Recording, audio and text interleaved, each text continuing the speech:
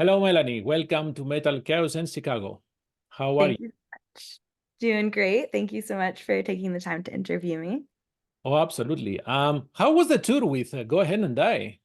It was so much fun. It was so different from anything that we had ever done before. Just getting to share our music with people every night with strangers in different cities. The Cavaleras are obviously amazing. So it was really cool to be able to play with them. And then the other supporting band Body Box were a lot of fun. Yeah, it was just really cool because we had only played in the LA area before then, and like we'd always, it was never a room full of strangers in a different city. It was like we'd have friends there or whatever. And there's just something different about like going into a room and like, you don't know anybody and you just like win everyone over with your music. It's so much fun. Well, that's the purpose of being part of the billing that has a larger reach, let's say, right? Hmm. That's good. I am sure you gain lots of fans. Hmm. So, Fury Made Flesh is the band's debut album because you had released two EPs and one compilation. So, first of all, can you please briefly describe how you joined Second Shooter? Hmm.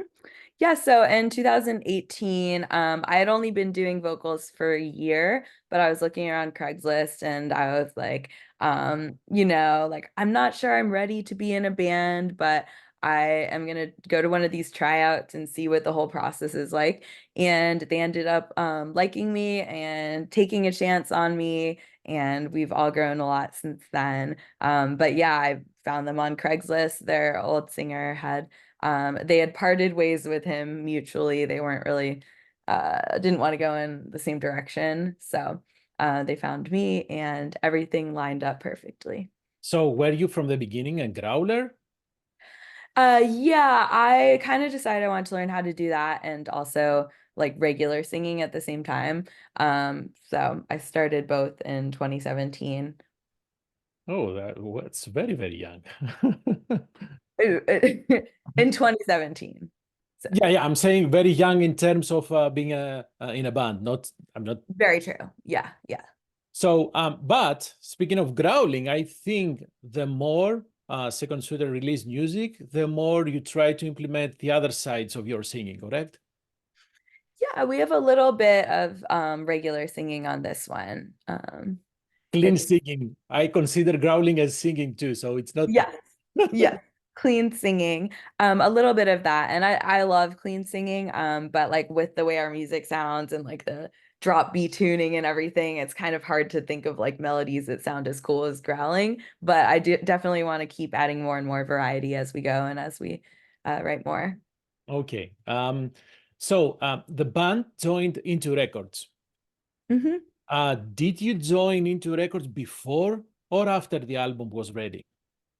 A little bit before, and we were like, hey, we've been working on music, like we want to do a full length, and they were like, okay, give us 10 songs, and yeah, and then we had the distribution deal with them. Just give you 10 songs, it's the entire album, right? Right. And how long did the band work on Fury Made Flesh? Yeah, so some of those songs we had had since like 2019. Like we released our second EP in 2019. So, between COVID and just sort of prioritizing getting together and just like, making some noise, making music. We never like really rushed writing. Mhm. And then that's when we were kind of like, hey, we have a bunch of songs, let's put out a full length. And they were like, okay, but give us a couple more. So it was really, I guess it was like a gradual process over uh like maybe 4.5 years, somewhere in there. Just kind of coming up with stuff and building on it, but we were never really like in a rush, like let's just keep writing stuff, let's keep writing stuff. It all came really, really organically, and I think that's like why we're so happy with what we came up with. Did you record the album with the band, the entire band in the same room, or did you do separately? We recorded everything separately. We self-record and self-produce. So we record in our drummer's private studio, and then our drummer Jim, and then our bassist Jeff does the mixing and the mastering. We all have some input, but he has the skill, and he's just taught himself over the past few years. And I'm really impressed with how it turned out. It sounds professional to me. I mean, like people are surprised when I say it's self-produced. I'm like, yeah, we did that. We meaning. So the second shooter music is aggressive. It's has course deathcore, maybe metalcore, um, Mhm. What do you think? everything from what I said. So your vocals are aggressive almost all the time. So my question to you is, how do you get in that mood before entering the studio? Because you are just in a booth, right, on your own, nothing to piss you off. Like, do I have to think about angry things? That's a good question. Yeah, it's definitely, hmm. Yeah, I mean, it's so cathartic, but I never like feel angry before or when I'm doing it, but it's just sort of like having the ability to express myself that way is really good emotionally. But I don't think it correlates with like my actual mood at the time I'm doing it, but it is sort of a um it is sort of it's more of a like sort of like summoning up like the power, the breath control, the everything and preparing and warming up with that more than a mood question. But I like the idea of like getting really angry to prepare. Yeah, because you sound so angry, and I'm not a musician, and I was always wonder how do they do that? But at the same time, I understand that the voice is another music instrument. So just like a guitar player can play aggressive riffs, the same thing with a singer. Yes. Did you write the lyrics? I wrote some of them. I think on this album, I don't think I wrote the majority. So our bassist Jeff wrote some, our guitarist Travis wrote some. I wrote all of the lyrics for the first three songs. So that's Protect and Serve, Diana the Huntress, and Palm Reader. And then I contributed to the other tracks. Like somebody would have an idea and start writing out some lyrics, and then I would work with them and go back and forth to finish them.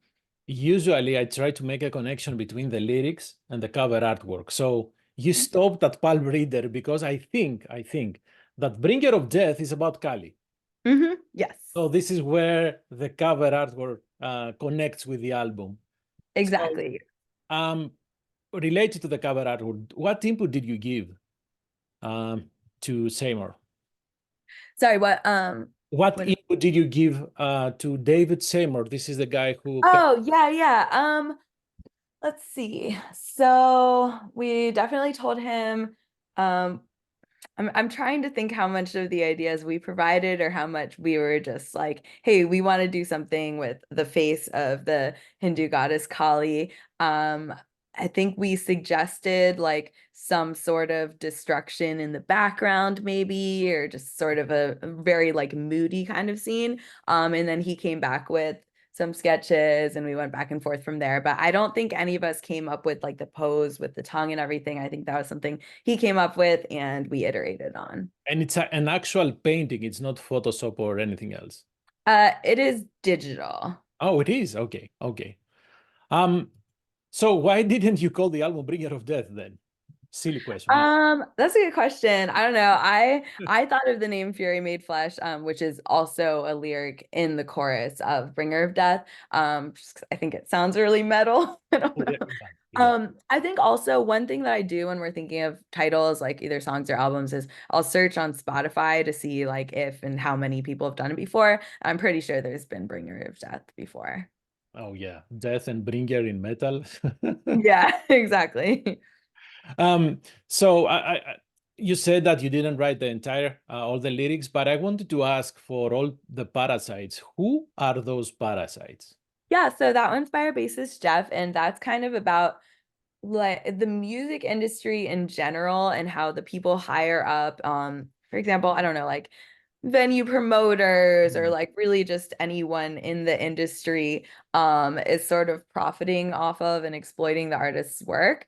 Because I think of it like in some ways I'm like, okay, making music costs money, but that's fine because it's a hobby. Like I'm not bitter about it.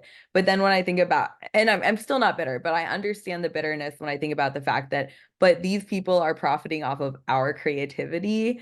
Mhm. then that's kind of so that's kind of what he meant about the parasites and scavengers and like leech it or yeah like moochers and stuff, and basically we're sustaining those people that are higher up in the music industry that are like exploiting artists.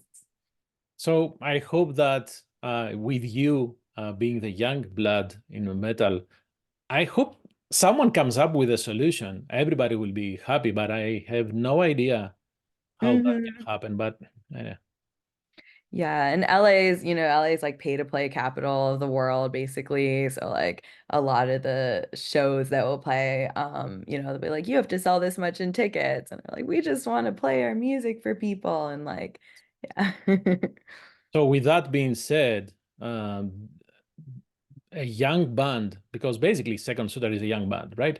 It's very tough right now, not only for Second Suitor, for every young band that tries to make something, because we have so many bands. The social media is everywhere. So I'm not sure how you can get the word out aside from playing live, right? Hmm. Very That's true. difficult. Anyways, I'm rambling. Sorry, I'm rambling. No. So we mentioned a little bit that you have more cleaner vocals. Uh, how your singing style that you're trying to evolve, correct, has been in sync with how the music is evolving for Second Suitor. Yeah, good question. I think that one thing that I love in music that I listen to, music that I make, everything is just variety of all kinds, vocal variety, whatever. Like I can get into the heavy music that's just like the cookie monster growls the whole time, but it's not ideal. I always just like more variety is better, keep people on their toes. So, with the harsh vocals, I try and like vary the pitch and the tone and then just throwing in some more cleans in there and maybe doing more of that as we go forward is just another way to have more different stuff going on in our songs. And just by looking at the time durations, I Mhm. think that Second Suitor has started writing longer, Mhm. aside from Gold Plated Perfect, right? Yeah, that But one's a for good the one. rest, if you compare, you are writing on an average, let's say 4 minutes, whereas in the past it was like 3 minutes. So I'm guessing that you're expanding, right? Yeah, I think so. Like our compositions are, I mean, we've had creative compositions all along, but they're some of them are more complex and more creative than before. Mhm. Any plans for a music video? We'd love to do that. We have one idea for Palm Reader. So Palm Reader is inspired by like pseudo like fake psychics just kind of ripping people off, pretending like they can see your future. And we had an idea about that theme that could make a cool music video, but we don't have any plans in stone yet. Okay. I was almost, I came this close to interrupt you and say, are there real psychics? But yeah. The fake ones as opposed to the real ones. Who knows? So the album is getting out as digital and as a CD. Any plans for vinyl? That would be fun, but probably like, when I was gonna say if when we have a bigger fan base, if there's more of a demand for it. But yeah, we were able to sell a lot of the CDs on tour, which was really cool. We told people when we were playing, like, hey, like new album, this is from the new album, and a lot of them were like, yeah, I really want to listen to the rest of it. So So that means you have to play to get out there more. And Mm. speaking of getting out there, what are the band's plans for the rest of the year? Um, mostly local or probably only local shows. I mean, we're keeping our eyes out, but since we all have full-time jobs and everything, like not everyone would necessarily be able to do like another tour this year. We're hoping to do it pretty much as soon as possible because we had so much fun. But we have local shows coming up. There's like several that are in the works. I actually don't think any of them are set in stone yet, but we have like a lot that we're looking at over the next few So months. are you talking about during summertime, during spring? Um, both or not. Hmm. Yeah, I think we might not have an. I think April is the next one that we're talking about. I can't remember the details of all the ones we're talking about, but That's perfectly okay. And has the band discussed anything about the next album?